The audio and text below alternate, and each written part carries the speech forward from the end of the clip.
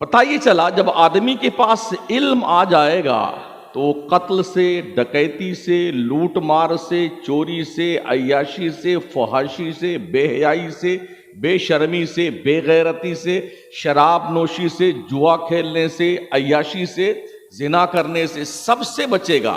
तो जब सबसे इंपॉर्टेंट चीज है वो है इल्म।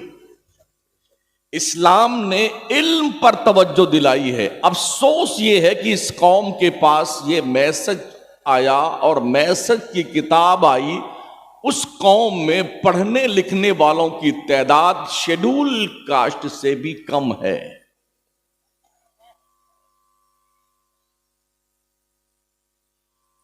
बहुत कम तादाद पढ़ने लिखने वालों की हमारे यहां है।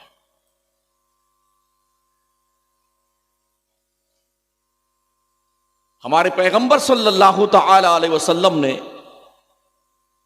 जो पहला मदरसा कायम किया था, उस मदरसे का नाम दारे अरकम है। उस मदरसे के सबसे पहले मोहतमिम का नाम हजरत अबू बकर सिद्दीक है। उस मदरसे के सबसे पहले मुदर्रिस का नाम हजरत मोहम्मद रसूलुल्लाह सल्लल्लाहु तआला अलैहि वसल्लम है। छुप छुप के घर में बैठ के दर्स दिया जाता था, पढ़ाया जाता था। सीखने वाले रास्ता बदल बदल के अंधेरे का फायदा उठा करके बारगाहे रसूल में आते थे, फिर कुछ सीख कर जाया करते थे। आज जब बड़ा ओपन माहौल है तो पढ़ने वाले कम क्यों हमारे यहां?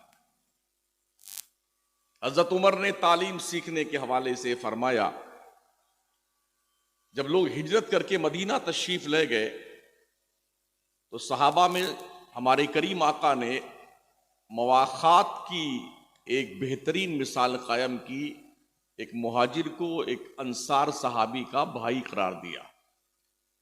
तो दोनों ने अहद किया कि आज हम हुजूर की बारगाह में पढ़ने जाएंगे और तुम धंधा और बिजनेस करने जाओगे। हम जो पढ़ेंगे वो तुम्हें सिखाएंगे, तुम जो कमाओगे आधा हमको दोगे। और जब कल होता तो वो बंदा जो आज बिजनेस करने गया था वो हुजूर की बारगाह में सीखता, और जो कल सीखा था वो आज धंधा करने जाता। तो जो ये सीखते वो दूसरे वाले को सिखाते, वो जो कमाते वो आधा लाके इनको देते। इस तरह से जो तालीम का प्रोग्रेस हुआ मक्के और मदीने की सरजमीन से, सिर्फ 23 ईयर्स के अंदर इस्लाम के पैगंबर ने कमो बेश 1,24,000 इंसानों के हाथ में कलम अता फरमा दिया। इस कलम की अहमियत और इफादियत समझिए आप। नून वल कलमी वमा यस्तुरून, रब ने कलम की कसम बयान फरमाई है। बहुत कीमती है ये। कलम की काश्त नस्लें खाती हैं, नस्लें। वैसे भी हमारे यहां जो बच्चे मदरसों में पढ़ने आते हैं, हम भी चटाई पिटाई के आदमी हैं। जो सबसे 3rd ग्रेड का बच्चा होता है ना, जो कहीं मदरसे में नहीं चलता, एकदम बदमाश, पान पूरी सिगरेट तंबाकू खाने पीने वाला, उचक्का लफंगा, वो लाके इल्ला माशाल्लाह यहां मदरसे। मोहतमिम साहब इसको यहीं आप डाल लीजिए, ये कहीं नहीं रुका है, आप संभालिए इसको। इसके बावजूद भी ओ सामईन मोहतरम, कान खोल के सुन लो, उस मंद बुद्धि के भ्रष्ट हुई दिल की तख्ती पर कुरान के 30 पारे की तहरीर ये उलमा लिखते हैं।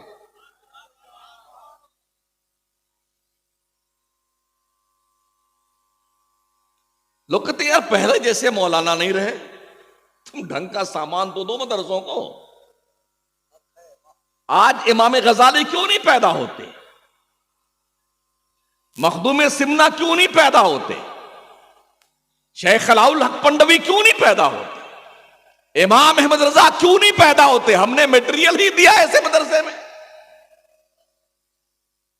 जो मटेरियल सीमेंट अगर ज्यादा दिन रखी रह जाए, बोरी थोड़ा चाहे बारिश हो गई, बूंदाबांदी हो गई तो कैसे जम जाती, वो काम की होती है। वेस्टेज माल आप मदरसों को देते हैं। मस्जिद में भी जो बिल्कुल फटा नोट होता है बेटा, वो चुप्पे से झोले में डालता है। और तवक्को ये रखते हो कि इमाम गजाली पैदा हो यहां से।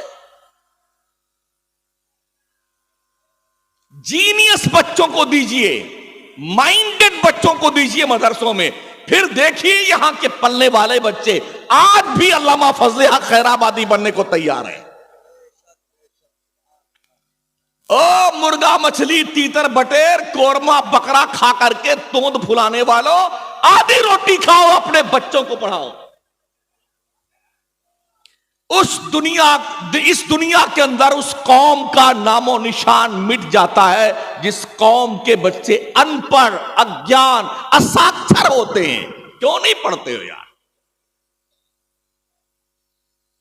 आज ये बड़ा दर्द है यार, देश के तूलो अर्ज में बड़े अजीब अजीब लोग जो हैं हाकिम बन चुके हैं, ऐसे हैं वैसे हैं। तकरीबन 80 ईयर्स का मैक्सिमम वर्क है तालीम का, क्वालिफिकेशन का। इसलिए सदर जमहूरिया की कुर्सी से लेके चौकीदार की कुर्सी पर लोग बैठे हुए हैं। ये 80 साल का जो वर्क रहा है, कोई 80 घंटे का था? हम तो ये सोचते हैं आज ही पेड़ लगाएं, आज ही ये पेड़ जवान हो और फल भी आ जाए और हम खाने भी लग जाए। ऐसा नहीं होता है। पेड़ दादा लगाता है, फल पोता खाता है। इसलिए ये शऊर बेदार कीजिए, भले ही हम भूखे रह जाएंगे मगर अपनी नस्लों को ग्रेजुएट, क्वालिफाइड, आलिम दीन, हाफिज कुरान, कारी कुरान बना करके अपनी कौम और मिल्लत का ये सर इतना ऊंचा कर देंगे, जब दुनिया हमारी कौम के बच्चों के सरों पे सजदे वाले ताज को देखेगी तो कज कुलाहाने जमाना की टोपियां जमीबोस हो जाएगी। पढ़िए। वैसे भी कहीं की ईंट कहीं का रोड़ा, भानुमती ने कुंभा जोड़ा। 2-3 सीढ़ी के ऊपर जाना हुआ, हजरत ने फरमाया आपको तीसरी मंजिल पे आराम फरमाने के लिए लेके आए हैं ताकि आराम से आप सो लें। यहां सो लेंगे? 36 घंटा हो गए जागते हुए।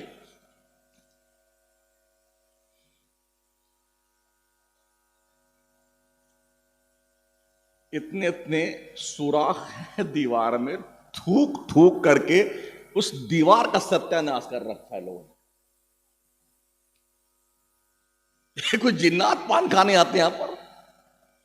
बड़े अदब से मैं असातिज़ा से गुजारिश करूंगा, खुदा के लिए पहले आप पान पूड़ी बीड़ी सिगरेट खाना पीना बंद कीजिए, तब आपके किरदार का असर इन बच्चों पे मुरत्तब होगा।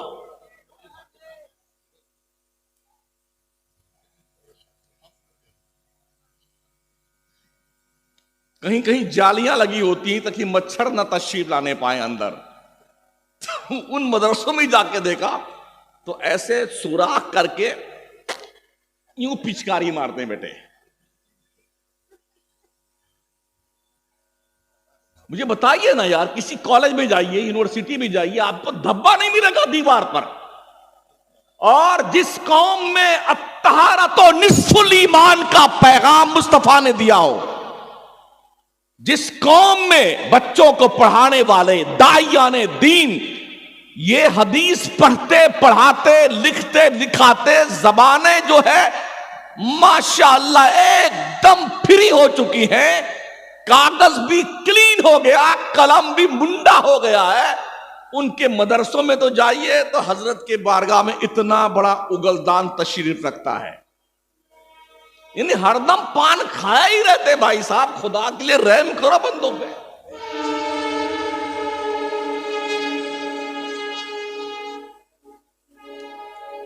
बच्चे अपने बड़ों को देख करके रास्ता पकड़ते हैं ना यार।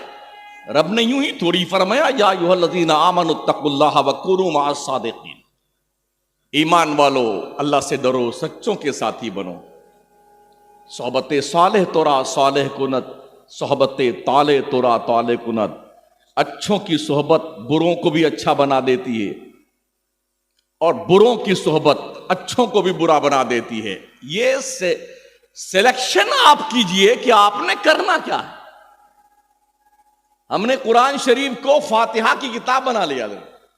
हाँ, जैसे किसी का बाप मरा, किसी की अम्मा मरी ना, मोतबी साहब ये कुरान शरीफ हमारे अब्बा के नाम रख लीजिए और कल लड्डू ले आएंगे हम, और हमारे अब्बा की बख्शिश की दुआ करवा दीजिए बच्चों से। तेरे बाप की बख्शिश के लिए बच्चे पैदा हुए हैं। अगर बच्चे और मुदर्रिसीन इस काम के लिए आमादा ना हो तो बहुत जगह हमने ऐसे बेगैरत कमेटी वाले सदर सेक्रेटरी मर्दूदों को देखा है जो बेहया क्या करते हैं कि अगर फलाने का बाप मरा है, तालीम बंद कर दो, पहले उसकी फातिहा लगवाओ। कुरान तुम्हारे मुर्दों की बख्शिश करवाने नहीं आया है। इन हाज़ल कुरान यहदी लिल्लती हिया अक़वम, बेशक ये कुरान दुनिया भर के इंसानों और कौमों को हिदायत का मैसेज देने के लिए आया है।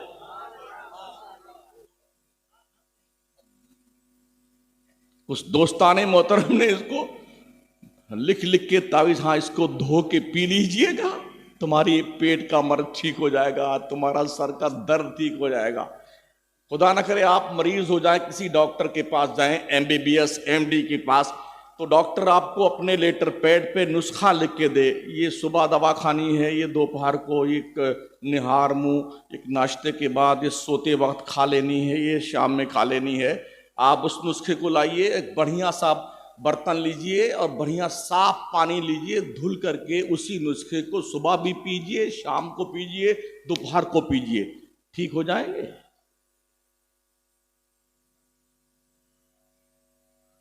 क्या लिखे हुए नुस्खे को पीने से शिफा मिलती है? यह कुरान का एजाज है, अलग स्पेशली बेटर है। लेकिन कुरान इसलिए नहीं आया कि उसे धो के, इसलिए आया है कि उसके फरमूदात को समझा जाए, सीखा जाए, उस पर अमल किया जाए। कुरान तुम्हें दफनाने के लिए नहीं आया हुआ, मुर्दे इंसानों को जिंदा करके बामे उरूज पर पहुंचाने के लिए कुरान आया है।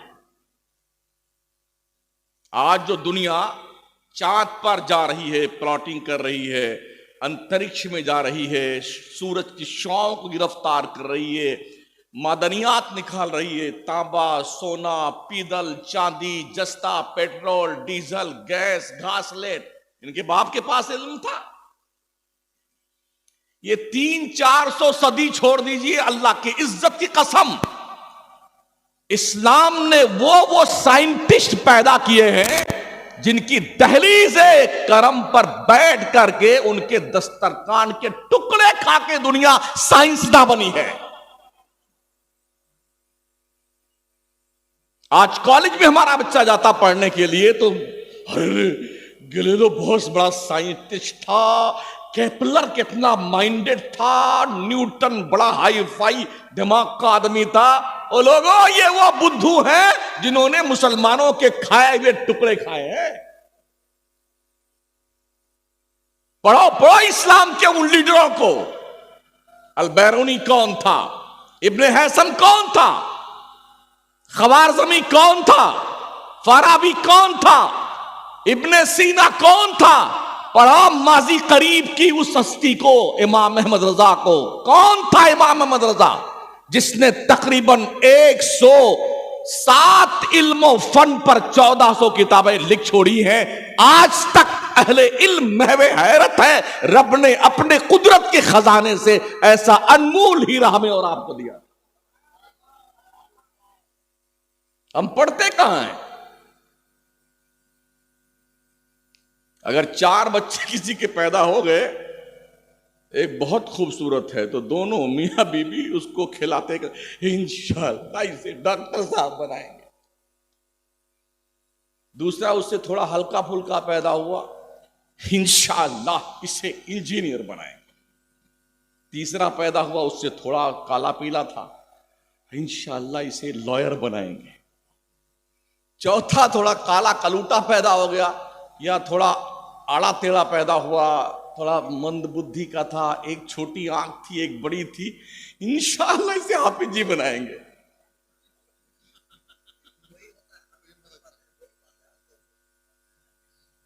क्या क्या तवक्कुआत लोगों ने वाबस्ता कर रखी यार तालीमात मुस्तफा से।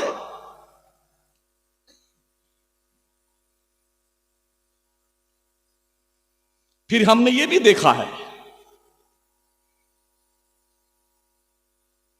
जब उस बच्चे को पढ़ने के लिए भेजना होता है ना, मां 4 बजे जागती है, गुड्डू की अम्मा। यहां कोई गुड्डू तो नहीं है? होंगे भी, क्या मेरा बिगाड़ लेंगे। मां 4 बजे जागती सुबह में, नहलाना धुलाना, खुशबू लगाना, चकाचक बनाना, बढ़िया से बुशर्ट टाई पैंट शूज, हाँ, और सुरमा उरमा लगा करके, और फिर देसी घी का पराठा, आमलेट, चॉकलेट और प्लस पैसा उसमें। बेटे ये खा लेना, वहां पर मदरसे में पैसा खा इस्तेमाल कर लेना। तो अब उसके बाद वो गुड्डू के पापा को जगाती, जो सो रहे होते हैं, अरे उठिए ना, अरे टाइम हुआ जा रहा है। वही उठता है, आंखें मीचता हुआ, भुर्र से मोटरसाइकिल उठा, बेटा जाकर के बच्चे को सी ऑफ करके आ गया मदरसे गेट के, स्कूट के गेट पे।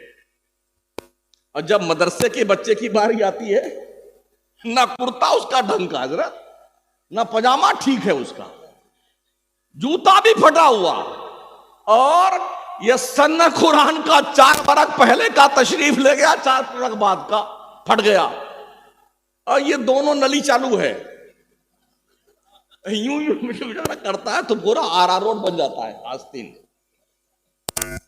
फिर भी 2 थप्पड़ मां उसे मार दिया, मौलवी साहब का दिमाग खा के 2 घंटा के आजा, चल फुर्सत मिली, अब मैं बैठ के मोबाइल तो देखेंगी। ओ हवा की बेटियों, तुम्हारा भेजा कर खराब हो गया है, इसका इलाज करवा लो। तुम्हारी गोदों में परवान चढ़ने वाले बच्चे 18 पारे के हाफिज बन के पैदा हुए। शेख अब्दुल कादिर जिलानी को कौन नहीं जानता है? मां के पेट से 18 पारे के हाफिज बन के पैदा हुए। कुतुबुद्दीन बख्तियार काकी को कौन नहीं जानता है? मां के पेट से 14 पारे के हाफिज बन के पैदा हुए। जब काजी हमीदुद्दीन रस्म बिस्मिल्लाह खानी करने के लिए आए, पढ़ाना शुरू किया अली बा की तख्ती से, कहा नहीं यहां से नहीं, कहा फिर कहां से, अलहम्द से शुरू किया, और 14 पारा जबानी एक बैठक में पहली दर्सगाह में सुनाया। पूछा बेटे कहां पढ़ा है? कहा मेरी मां 14 पारा की हाफिजा थी, जब वो पढ़ती थी मैं पेट में सुनता रहता था, मैंने सुन सुन करके पेट में 14 पारे याद किए।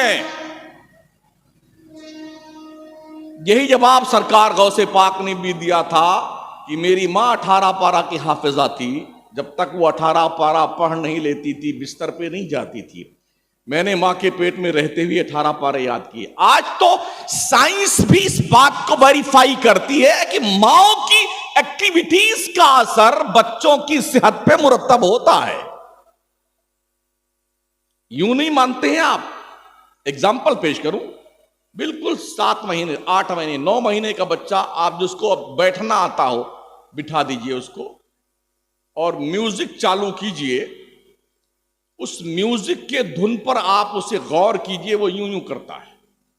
कहां सीखा उसने? कहां सीखा ये?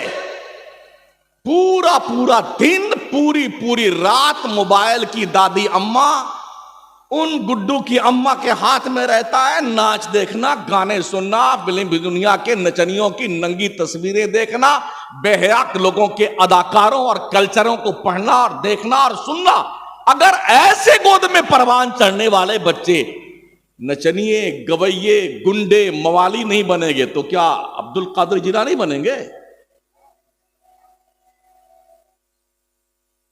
सबसे पहली यूनिवर्सिटी बच्चों के लिए मां की गोद होती है। इसलिए ओ कौम की बच्चियों, माओ, बहनों, अपनी गोद पाकीज़ा कर लो। आज बहुत जरूरत है इस मिल्लत को, भले अब्दुल कादिर जिलानी ना हो, गुलाम अब्दुल कादिर जिलानी तो हो। पढ़ाओ अपने बच्चों के साथ। कल तक हमारे असातिज़ा पढ़ाते थे बच्चों को, उनकी ये सोच होती थी दरख्त अपने फल से पहचाना जाता है। बच्चा जब पढ़ के कहीं जाता था तो लोग कहते थे यार ये इसका उस्ताद कितना अच्छा होगा। इल्ला माशाल्लाह आज की तारीख में हालात ये हैं, उस्ताद साहब जो है ना वो बच्चों को मार मार के 10-5 रुपए बेचारा पाता है ना घर से, यार पान लेके आ जा, या समोसा लेके आ जा। वो घर से लाया था खुद खाने के लिए, हजरत ही खा गए। मैं मुशाहदा पेश करता हूं, मैं करंट इश्यूज पे गुफ्तगू करता हूं। कई दोस्तों के घर में जाना हुआ, उन्होंने ये हजरत ये हमारी बेटी कनीज फातिमा है ना, इसे कम से कम 25 गाने तो जबानी याद है और इतना प्यारा डांस करती है, बहुत बहुत प्यारा डांस करती है। मैंने कहा कलमे कितने याद है? कहा वो तो इंशाल्लाह सिखाएंगे हजरत, सिखाएंगे। कब सिखाएगा? मरने के बाद। अगर आप ये तवक्को रखते कॉलेज यूनिवर्सिटीज की दहलीज से आपके बच्चों को दीन की शिक्षा दी जाएगी तो आपसे बड़ा अहमक कोई नहीं है।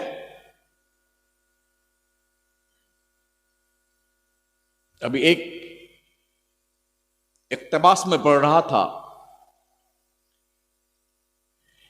एक यूनिवर्सिटी में एक लेडी पढ़ाने के लिए आई, वो भी क्या दीनियात का सब्जेक्ट पढ़ाने के लिए, ईसाई थी। पहले दिन इंटर किया उसने क्लासरूम में, तो बच्चे ज्यादा मुसलमान थे। उसने कहा बच्चों मैं एक ईसाई मजहब की औरत हूं, इस्लाम की कट्टर दुश्मन हूं और मुसलमानों की, मगर ये मेरा पेशा है, मैं तुम्हें दीनियात की तालीम देने आई हूं।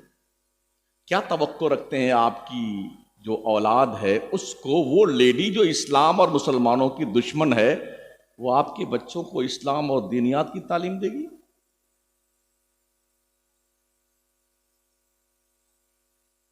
एक वीडियो भी अभी देखी हमने, कुछ स्टूडेंट स्कूल कॉलेज के थे जो मिस्र गए और फरायने मिस्र को देखने के लिए उनके शौक थे।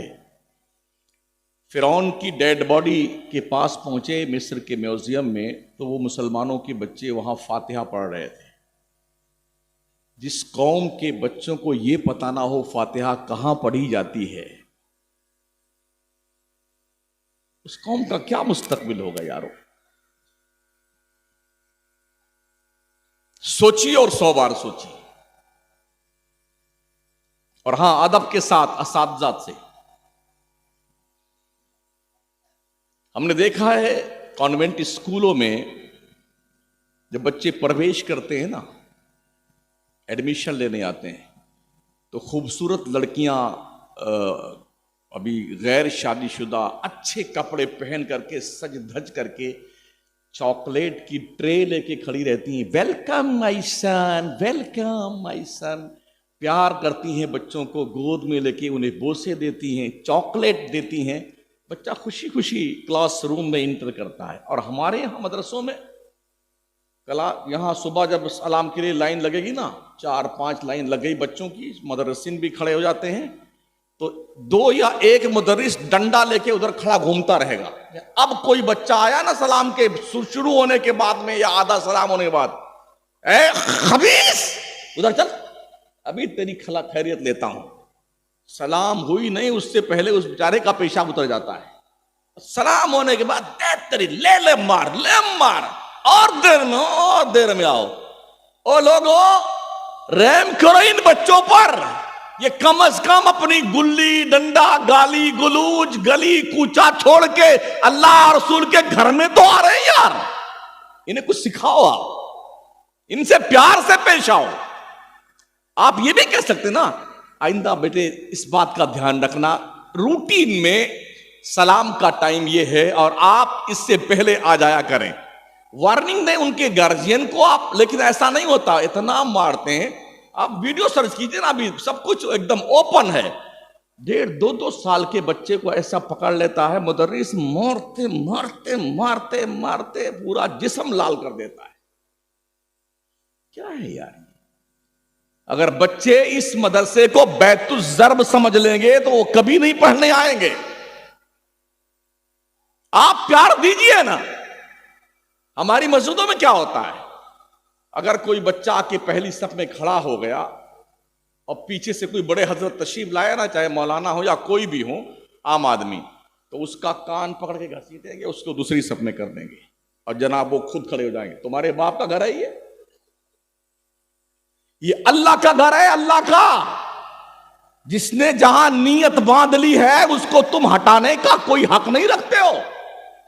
फिर दूसरा आया, दूसरी सब पूरी हो गई ना, और दूसरी रकअत चल रही है ईशा में, तो दूसरे ने उस दूसरी सब से निकाल के उसको तीसरे में कर दिया बच्चे को। इस तरह से सारे बच्चे ढकेल के आखिर में लास्ट में कर दिए जाते हैं। तो जब सारे बच्चे इकट्ठे होते हैं तो कबड्डी खेलते हैं। यह मसला कहां से हमने निकाल दिया कि अगर बच्चे बीच में खड़े हो गए तो कतई सफ वाक़ई हो जाएगी। फिर हमारे नबी ने क्यों तालीम फरमाई, जब बच्चा 7 साल का हो जाए तो उसे नमाज की तालीम दी जाए। क्यों तालीम फरमाई? कम से कम हमें भी इतना शऊर होना चाहिए। अगर बच्चे हमारे बगल में खड़े हुए हैं, खुदा ना खास्ता कभी बच्चे भाग गए, तो इतना ज्यादा जगह तो होती नहीं, थोड़ा इस तरफ वाला पैर फैला ले, थोड़ा इधर वाला फैला ले, जगह खत्म हो गई। लेकिन जब वो आपके बीच में रहेंगे ना तो वो सीखेंगे, और भाग के सब पीछे चले गए ना तो कुछ नहीं सीखेंगे। तुर्की में जाके देखिए ना, बाज़ाब्ता इमाम साहब कभी कभी जो है ना वो मुर्गा बन जाते हैं और आम बच्चे उनकी पीठ पे सवारी करते हैं और इमाम साहब उसको घुमाते हैं पूरी मस्जिद में।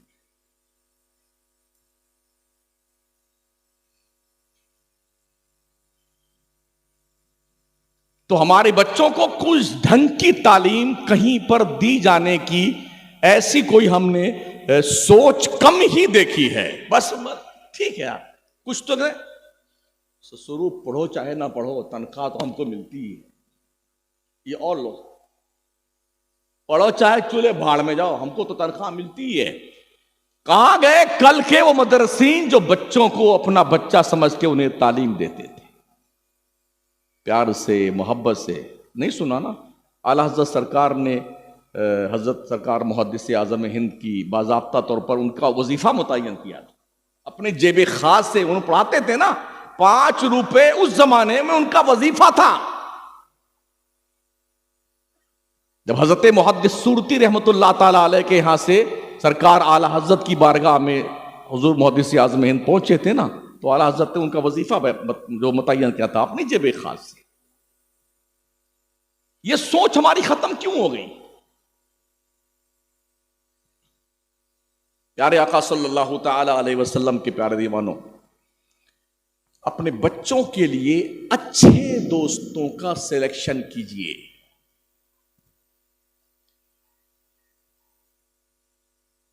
अभी मैंने अर्ज किया ना कि अच्छों की सोहबत बुरों को अच्छा बना देती है और बुरों की सोहबत अच्छों को भी बुरा बना देती है। मेरे करीम आका अलैहिस्सलाम ने इरशाद फरमाया, अन्नासु अला दीन खलीलिहिम फलयंजुर अहदुकुम मन युखालिल। लोग अपने दोस्तों के दीन पर होते हैं, तो तुम में का हर शख्स ये देख ले कि वो किससे दोस्ती कर रहा है। दोस्तों को देखकर लोग सीखते हैं। अच्छे दोस्त बनाओ। हमने ये भी देखा है कि अगर आप कोई जुआ नहीं खेलता है ना, कि जुआरियों के पास खड़ा हो गया ना, तो लोग क्या कहें, ये जुआरी है, जुआरी है। कोई शराब नहीं पीता है ना, शराब के अड्डे के आसपास मडला रहा होता है ना, कुछ गड़बड़ तो है यार, ये शराब पीने के चक्कर में है। तो अगर बुरों की सोहबत या बुरों के अड्डे के पास गुजरने, रहने, आने जाने से लोग डाउटफुल होते हैं, अगर आप मदरसों और मस्जिद के करीब रहेंगे, अच्छों के करीब रहेंगे, तब भी तो आदमी की सोच बनेगी, यार अच्छा आदमी नहीं है। सोच बदलिए, फिक्र चेंज कीजिए। हजरत मौलाना रूम ने एक वाकया लिखा है। एक शेर का बच्चा था जो एक गलरिया को मिल गया, जो बकरियां चराता था। बहुत सारी बकरियां उसके पास थी, भेड़ें थी, उनको चराता था वो। तो वो मिल गया बचपन में। तो उस शेर के बच्चे को उसी बकरियों के रेवड़ में उसने डाल दिया। वो उसी में पलता रहा, जैसे बकरियां में करती तो वैसे शेर भी में करता। घास फूस खाने लगा वो। जब वो जवान हो गया, दूध दूध पी करके, खा पी करके एकदम मुश्तंडा हो गया, तो एक दिन चरवाहा अपनी बकरियों को लेकर के नदी के किनारे पानी पिलाने गया। इस साइड में बकरियां पानी पीने के लिए अपने सरे अकदस को झुकाए हुए थी, उसी के बीच में शेर महोदय भी जलवा फरमा थे, वो भी पी रहे थे पानी। अपोजिट साइड में इसी की बिरादरी का शेर बबर पानी पी रहा था, जंगल के साइड में, उस तरह जो नदी किनारा था। तो उस जंगल के शेर ने, जो शेर बबर था, उसने अपनी बिरादरी का एक कैंडिडेट बकरियों के बीच में देखा, तो उसको बड़ा ताज्जुब हुआ। तो उसने वहीं से जोर से आवाज लगाई, तो इसने यूं देखा, अरे मेरी शक्ल तो उससे मिलती जुलती है, मैं तो बकरी नहीं हूं, मैं तो भेड़ नहीं हूं। उसने अपनी जुबान में कुछ कहा और इसको एहसास दिलाया कि तू शेर का बच्चा है, शेर का, भेड़ बकरी का नहीं। जब एहसास उसका जिंदा हुआ, एक झपट्टे में एक को इधर दबोचा, एक को इधर दबोचा, दो बकरी का काम तमाम कर दिया। हमारा एहसास मुर्दा हो गया, हम भूल गए कि हम मैदान बद्र के 313 मुजाहिदीन की औलाद हैं। हम भूल गए ओहद के पहलवानों की औलाद हम हैं। हम भूल गए हुनैन खंदक की औलाद हम हैं। हम भूल गए जिन्होंने वक्त की सुपर पावर ताकत कैसरो किसरा को धूल चाटने के लिए मजबूर कर दिया। हम उनकी नस्लें, इसलिए कि हम घास और फूस खाने वालों के बीच में जमाने से रह रहे थे, हमको पता न चला हम औलाद किसकी है। एहसास जिंदा कीजिए, आप किसकी औलाद है और आपका मकाम क्या था कल और आज आप क्या हैं। अपने बच्चों के लिए अच्छे अतालीक मुकर्रर कीजिए, अच्छे टीचर का इंतखाब करें, अच्छे दोस्तों की सोहबत का इंतजार करें, अपने बच्चों और बच्चियों पर ध्यान रखो, उनकी एक्टिविटीज पर नजर रखो, उनके चैट्स को चेक करते रहो। जब आपके बच्चे और आपकी बच्चियां आपसे मोबाइल छुपाने लगे चलाते चलाते, आप समझ जाएं ये रॉन्ग नंबर जा रहा है। पहली बात तो ये, कम से कम 20 साल तक किसी नौजवान बच्चे और बच्ची के हाथ में मोबाइल नहीं होना चाहिए। सारी बुराइयों की जड़ ये बला आई हमारे सामने, जिसने अखलाक इतनी बिगाड़ दिए, इंसान न रहा, जानवर बन गया। जितनी फुहाशी, बेहयाई और बेगैरती आज की तारीख में मारज़े वजूद भी आई है, वेस्टर्न कल्चर की बुनियाद पर, जिन्होंने जाने अनजाने में बड़ी प्लानिंग के साथ पूरी दुनिया पर अपनी बेहयाई को थोप करके आज वो बेटे चैन की बांसुरी बजा रहे हैं। इसलिए ओ मां, बच्चियों, अपने बच्चों के एक्टिविटीज पर ध्यान दो। ये देखो बच्ची आपकी कहां जा रही, इसकी सहेली कौन है, इसका उठना बैठना किन के साथ में। आप अगर बच्चे के बाप हैं तो अपने बच्चों को आप देखें, इसका दोस्त कौन है, किस कैटेगरी का है। आवारा तो नहीं है, शराबी तो नहीं है, बदमाश तो नहीं है। अगर आप इतना भी नहीं कर सकते हैं तो क्यों बच्चों को पैदा करते हो। अगर यही करना है तो पैदा करके किसी अनाथ आश्रम में छोड़ के आ जाओ, अगर तुम्हें इतनी फुर्सत नहीं है कि तुम अपने बच्चों की तरबियत कर सको। तरबियत करो अपने औलाद की, ऐसा माहौल फराहम कीजिए बच्चों और बच्चियों के लिए जहां पर बच्ची कनीज़े फातिमा बनने का हौसला पैदा करे, जहां पर बच्चा आपका गुलामे हुसैन बनने का हौसला पैदा करे। इससे पहले कि कोई बुरा बदकिरदार दोस्त आपके दोस्त बच्चे से क्लोज होकर के उसके दिल पर बेगैरती, लूट मार, बेहयाई, बदतमीजी बुराई की तहरीर लिखे, आप अपने बच्चों से क्लोज होकर उसके दिल पर इस्लाम की पाकीज़ा तहरीर लिखें। इससे पहले कि कोई बच्ची आपकी किसी गर्लफ्रेंड के चक्कर में आकर के वो अपनी तहजीब छोड़ती भी दिखे, अपनी बच्चियों से क्लोज होकर के उनके दिल पर यह एहसास की तहरीर लिख दो कि तुम फातिमा जहरा की कनीज हो। हमें का हर शख्स जिम्मेदार होना चाहिए, हर औरत जिम्मेदार होनी चाहिए, हर बाप जिम्मेदार होना चाहिए। अगर नहीं होंगे तो जो कुछ था वो तो सब खो चुके हैं, जो कुछ बचा है इसे बचा लो ताकि तुम्हारी नस्लें बर्बाद ना होने पाए। शाहजहां का नाम सुना आपने, जिसने ताजमहल बनाया है, शाहजहां बादशाह। औरंगजेब आलमगीर की जब रस्म बिस्मिल्लाह खानी करने की बारी आई, पढ़ने की बारी आई, तो शाहजहां बादशाह ने पूरे मुल्क में हरकारे भिजवाए, ऐसा बेहतरीन ट्यूटर अतालीक तलाश किया जाए जो बादशाह के बेटे औरंगजेब को पढ़ाने की सलाहियत रखता हो। अखंड भारत में बंदे ढूंढने जाने लगे, ढूंढते ढूंढते ढूंढते ढूंढते अमेठी में हजरत मुल्ला अहमद जीवन पर नजर जाके टिकी कि ये मौलाना ठीक है और ये बादशाह के शहजादे को पढ़ा देंगे। कहा जाओ बुला के लाओ। जब बुलाने वाला आया कि महोदय जी, हजरत मौलाना मुल्ला अहमद जीवन साहब आपको बादशाह इस वक्त बुला रहे हैं। आज का कोई मौलाना होता, हजरत साहब होते, कोई साहब किबला काबा होते ना, नंगे पैर भाग के जाते, नंगे पैर। हाँ, एक एमएलए के बुलाने पे लोग पगला जाते हैं, फोटो खिंचवा लेंगे, उसका एल्बम बनाएंगे। हजरत देखिए ना, महापौर के साथ मेरा फोटो कैसा लगता है। इसी चक्कर में कितने लोग जी रहे हैं, फोटो खिंचा के एल्बम बनाए हुए। हजरत मुल्ला अहमद जीवन ने कहा, ओ भाई साहब जाइए बादशाह से कह दीजिए मुझे बादशाह से कुछ लेना देना नहीं, बादशाह को गरज है तो चल के मेरे पास आए। ऐसे भी उलमा थे इस जमीन पर। जाके बोल दो शाहजहां से मुझे बादशाह से कुछ लेने देना नहीं, उसको कह दो उसको गरज है वो मेरे पास चल के आए। गया उस हरकारा, उसने कहा बादशाह सलामत, बड़ा खतरनाक मौलाना से मुलाकात हो गई। कहा क्या हुआ? अरे कहा उसने तो ऐसा कहा है कि अब क्या बताऊं आपको मैं। कहा बोलो तो सही। कहा उसने ये कहा है कि मुझे किसी बादशाह से कुछ लेना देना नहीं है, बादशाह को गरज है तो वो चल के मेरे पास आए। तो बादशाह बेवकूफ नहीं हुआ करते थे, उन्होंने कहा बात तो सच्ची उनने करी,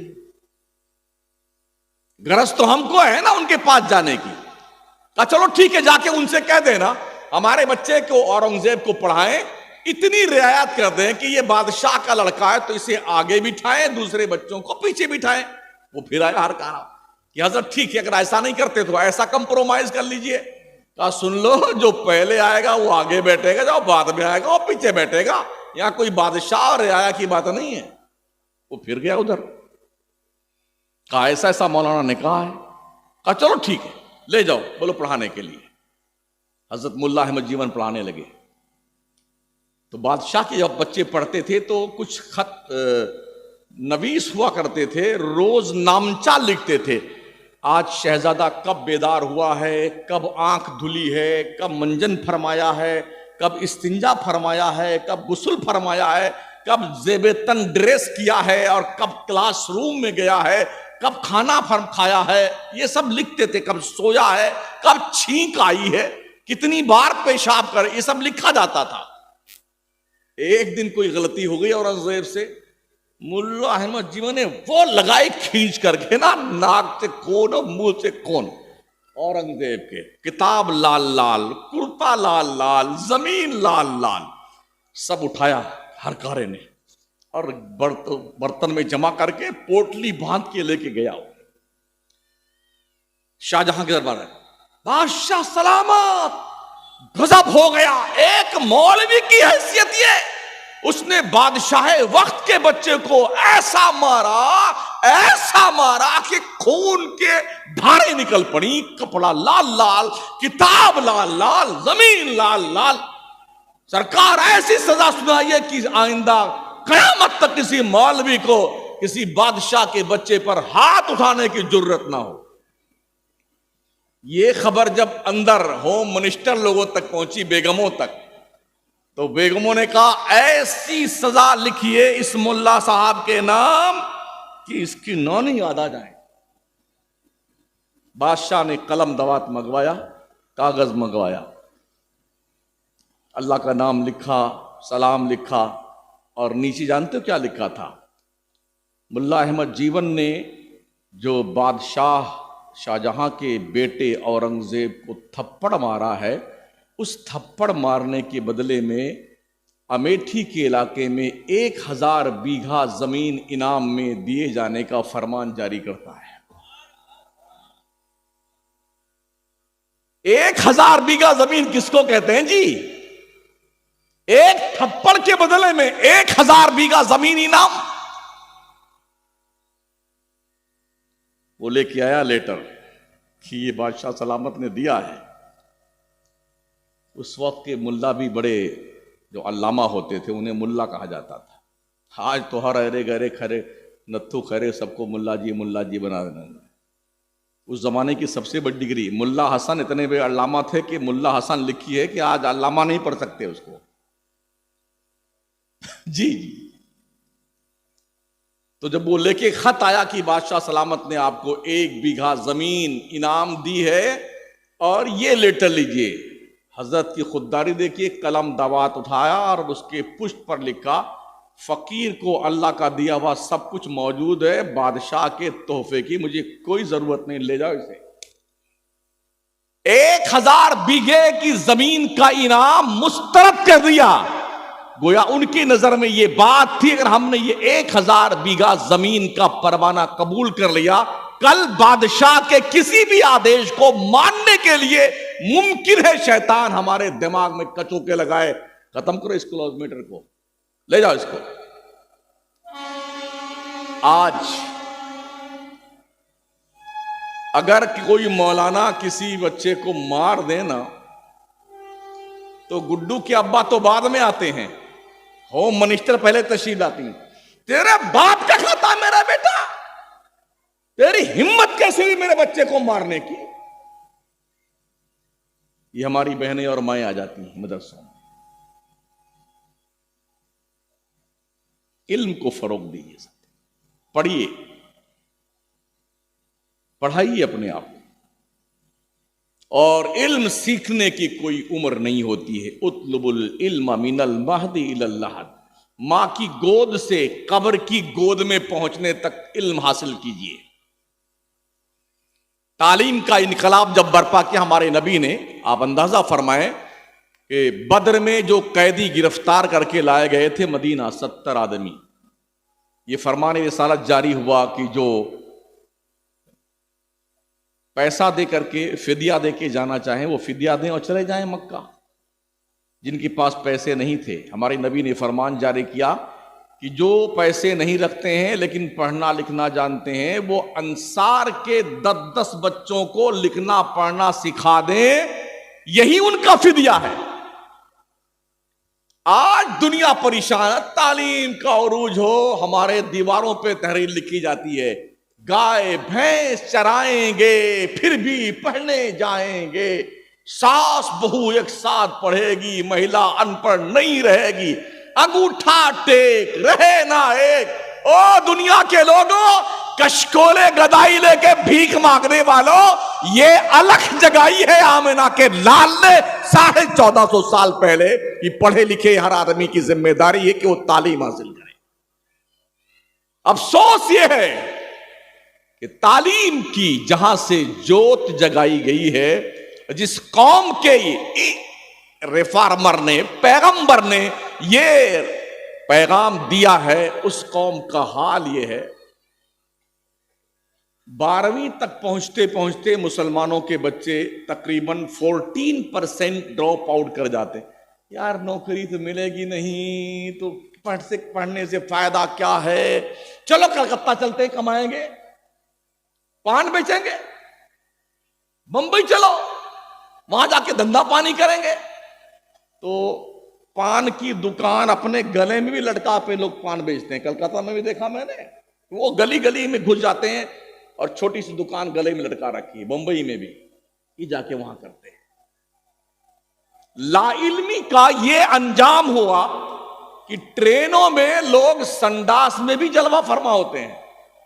हम भी रोज चलते हैं, कभी ट्रेन में कभी प्लेन में, जनाब 3 लोग 4 लोग बाथरूम में बैठे हुए हैं। कलकत्ता से मुंबई कितनी दूर है? लोग भर भर के उधर से आएंगे तो एक बड़ा बोरा भर के लाएंगे, डब्बा पानी वाला भर के लाएंगे, 3 लाठी लेके आएंगे, 4 छतरी लेके आएंगे। एक टिकट कंफर्म है तो 5 उस पर वेटिंग लिस्ट वाले जलवा फरमा होते हैं। ऐसा भी हादसा पेश आया, हम अपने उस्ताद के साथ थे, एक बार सफर में मुंबई से आ रहे थे, हमारी सीट बुक थी स्लीपर में, तो हजरत को शुगर का आर्जा था, तो पेशाब लगा, तो ऊपर के ऊपर, नीचे नहीं उतर सकते थे, इतने अहबाब तशरीफ फरमा थे कि पैर नीचे जमीन पे पड़ ही नहीं सकता था। एक टांग इस ऊपर वाले बर्थ पे, फिर इस पे, कैसे कैसे पहुंचे वहां बाथरूम के पास, तो दोनों में, इसमें भी 3-3 लोग बैठे हुए हैं, उधर भी 3 लोग बैठे हुए हैं। कहा भाई साहब थोड़ा बाहर निकल आइए, हम इस्तिंजा तो कर लें। तो जानते हो क्या कहा? हम इधर मुंह कर लेते हैं, आप कर लीजिए।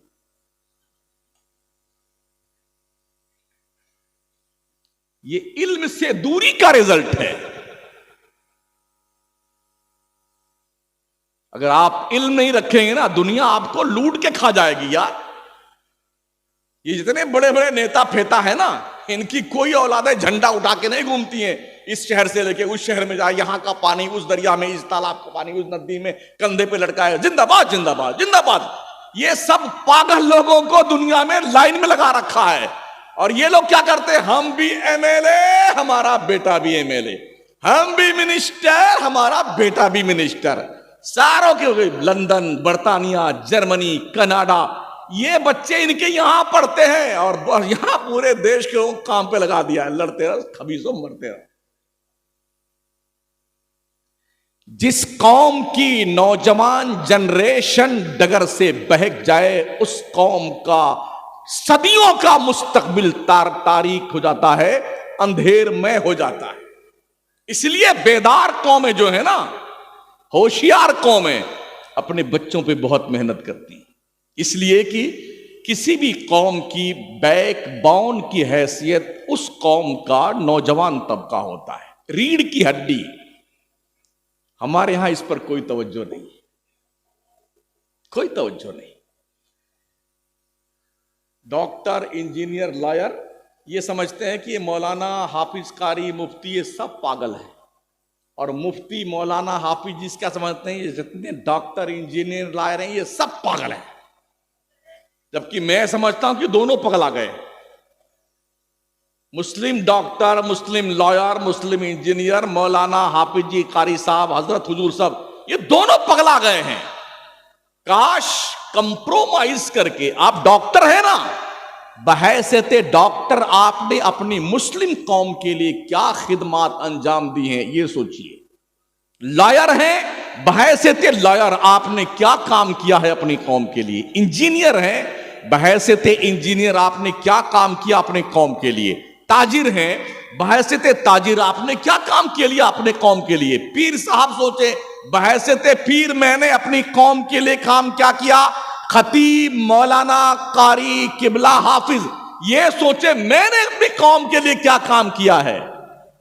जिन्होंने काम किया था वो आज राज कर रहे हैं, और जो धोखे में थे और अब तक हैं, वो कहते यार हमारी तो कोई सुनता ही नहीं है। इस ऑफिस में जाओ, वो भगाता उधर जाओ, उधर जाओ, उधर जाओ, हमारी फाइल घूमती रहती है, कोई नहीं सुनेगा। आप खुद की नहीं सुनते हैं ना, तो आपकी कोई नहीं सुनेगा। ये माशाल्लाह हरा, गुलाबी, सफेदा, काला, बहुत सारे, गालिबन 40 बच्चे फारिग हो रहे हैं, फाजिल, आलिम, कारी, हाफिज वगैरह वगैरह। ये आपके ताउन का एक समरा होता है जो ये दर्शाता है कि हमने आपके पैसों का मिसयूज नहीं किया है। ये देख रही हैं?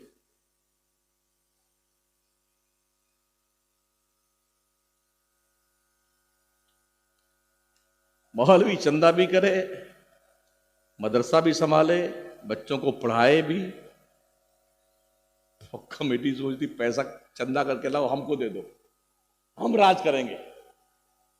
जब तनख्वाह की बारी आए तो कम से कम मुदर्रिस हमारे दरवाजे पे तो आए कि मौलाना साहब सेठवा क्या आए थे।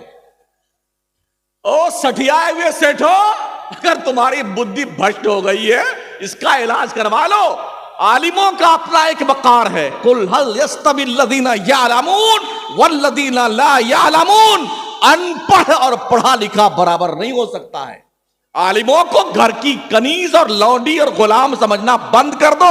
ये अल्लाह की तरफ से रसूल के दीन के सिपाही हैं, कदर कीजिए इनकी, रहम करो अपने हालात पर, तवज्जो दीजिए। अरे कुछ समझ में आ रहा है या मैं खुद ऐसे चिल्ला रहा हूं? अच्छा, मुझे इस बात का भी शौक नहीं कि आइंदा मुझे फिर आप बुलाइए। कथी तौर पर यह शौक मुझको चर्राता ही नहीं है। मैं किसी को खुश करने की तकरीर नहीं करता हूं, साफ सीधी बात है। मेरा अल्लाह मुझसे खुश, मेरा रसूल मुझसे खुश, ये बहुत बड़ी दौलत और नेमत है। इसलिए मदरसों पे ध्यान दीजिए। दुनिया की बहुत पैनी नजर मदरसों पे है। वो इसकी चटाई में बम ढूंढने आते हैं, जहां के लोटे टूटे हुए हैं, टूटियां सलामत नहीं है, बाथरूम में पल्ले नहीं लगे हजरत। एक जगह गया यूपी में तकरीर करने के लिए, अंदर जब बैठ गया तब मुझे एहसास हुआ इसमें कुंडी नहीं है। वो तो खैरियत से कोई तशरीफ नहीं लाया हुआ। तो इतनी दुर्दशा हमारे मदरसों की है, फिर भी हमारे देशवासी जो है यहां कोई दहशतगर्द तो नहीं पलते हैं। अरे शुक्र मनाओ, इन्हीं मदरसों की चटाई पर पढ़ने वालों ने इस देश को आजाद करवाया, तुम्हारे बाप ने आजाद नहीं करवाया है। हाँ, यहीं के पढ़ने वालों ने, जो चटाई पिटाई के मदरस थे ना, अगर उन्होंने फतवा दे करके खुद काला पानी की सजा तो बर्दाश्त कर ली, मगर देश के हाथों में गुलामी की जंजीर तोड़ कर रख दी। कौन था वो फजल हक खैराबादी? कौन था अल्लामा शहीदी, अल्लामा किफायतुल्लाह अली काफी कौन था, अल्लामा रजा अली कौन था? ये वो हमारे दीन के अनमोल रतन और सिपाही थे, जिनके कांधों पर देश के आजादी का बोझ रखा गया था। बड़ी जिम्मेदारी के साथ तन के गोरे मन के कालों ने देश छोड़ने पर मजबूर होकर के, और बड़ी कोशिश की कि आपस में लड़ जाएं ये लोग, ताकि हिंदुस्तान को हम और लूटते रहें। मगर जो बिगुल बजाया था मदरसे के मौलाना लोगों ने, मुफ्तियों ने, अल्लामा लोगों ने, उसकी सदा कश्मीर से कन्याकुमारी तक ऐसी गूंजी, एक भी नफर नहीं बचा देश के नक्शे पे। यही मदरसों की देन है जहां हमारे बच्चे पढ़ते हैं। हमें काम तो करने दिया जाए यार, हमें आप कम अज कम कॉपरेट कीजिए। हम आज भी ऐसे अफराद तैयार कर सकते हैं इन मदरसों की चटाइयों पे बैठ करके। ना चाइना की हिम्मत है कि हमारे देश को आंख दिखा सके, और ना ही पाकिस्तान की जुर्रत है कि हमें लाल पीली आंखें दिखा सके। हमें काम करने दी। चलते चलते जवानों, आपसे अच्छा कोई खाता नहीं है। थोड़ा मेहनत कीजिए, रोज सुबह दौड़ा कीजिए 10 किलोमीटर तक, 15 किलोमीटर तक, 20 किलोमीटर तक, और कम से कम बॉडी बिल्डर बनिए यार। इस पे तो कोई लाइसेंस तो लेना नहीं देता है। हम रोज चलते तो देखते हैं रात में 3 बजे 2 बजे से लेके लोग दौड़ रहे होते हैं, लड़कियां दौड़ रही होती हैं, लड़के दौड़ रहे होते हैं। अफसोस ये कि उसमें कोई मुसलमान नहीं होता है, कोई मुसलमान नहीं होता है, लोग दौड़ रहे हैं। जरूरत पड़ने पर देश की हिफाजत के लिए भी ये काम आएगा, और जरूरत पड़ने पर डिफेंस सिस्टम आपका मजबूत होगा। अगर आप पर भी कोई हाथ उठे तो कम से कम उसके पंजे मरोड़ने की ताकत आपके पास होना चाहिए। हमारा जवान 14-15 साल का होता है, इतनी पूड़ियां खाता है, पूरा मुंह उस मरदूद का उगलदान बन जाता है। हाँ, ये सूख जैसे आम का जूस नहीं निकाल लेते हैं। मोदी जी से पूछा नहीं था किसी पत्रकार ने, आप आम कैसे खाते? चूस के खाते कि काट के खाते? तो आम चूसा हुआ कैसा होता है? ऐसे हमारे नौजवान जवान होने से पहले जूस निकल गया उनका, ऐसे बैठे बैठे एक थप्पड़ मार दो तो आंखें पतरा जाए उनकी। खाना खाइए वक्त पर, सोइए टाइम पर, वक्त पे जागिए, इशा पढ़ लीजिए नमाज, बस 10 बजे तक आराम फरमा लीजिए, सुबह उठिए, फजर की नमाज पढ़िए, अल्लाह के फरिश्ते रोजी सुबह लेके आते हैं, अल्लाह के रिज्क का एहतराम कीजिए, ठीक है ना। अगर आपकी समझ शरीफ के झरोखे से दिल के रोशनदान तक कोई बात पहुंची है, तस्लीम कर लीजिएगा, और ना ये कल जो है मोहब्बत की दुकान इंशाअल्लाह रांची के पास लगाऊंगा मैं। आज बस इतना ही, आपने मुझे इतनी देर तक झेला, आपका हम शुक्रिया अदा करते हैं, और अल्लाह सलामत रखे इन मुदर्रिसीन को, तलबा को। और याद रखें, मदरसे की तरक्की में सबसे अहम रोल होता है जब मुदर्रिसीन और कमेटी दोनों मुखलिस बन करके एकजुट होकर के एक मकसद के लिए काम करें, इंशाल्लाह मदरसा तरक्की करेगा। याद रखें, जो बुनियाद में ईंटें लगती हैं उनका कोई आउटलुक नहीं होता है, कोई लोकेशन नहीं होता है, लेकिन 10-20 मंजिला इमारत जो खड़ी होती है ना, उसी बुनियाद की ईंटों पे खड़ी होती है। इसलिए ओ कमेटी के लोगों, अगर किसी को दिमाग का मर्ज हो गया हो कि मैं तो सदर हूं, मैं तो गदर हूं, मैं तो सेक्रेटरी हूं, मेरा क्या है, तो अपनी औकात मत भूलो, बुनियाद की ईंट बनो, कुछ करके मरो, ताकि लोग याद रखें कयामत तक इस मदरसे में कैसे लोगों ने अपने खून पसीने को इस पे डाला था। अस्तगफिरुल्लाह रब्बी मिन कुल्लि ज़ंबि व अतूबु इलैहि, ला इलाहा इल्लल्लाह मुहम्मदुर रसूलुल्लाह। अस्सलामु अलैकुम।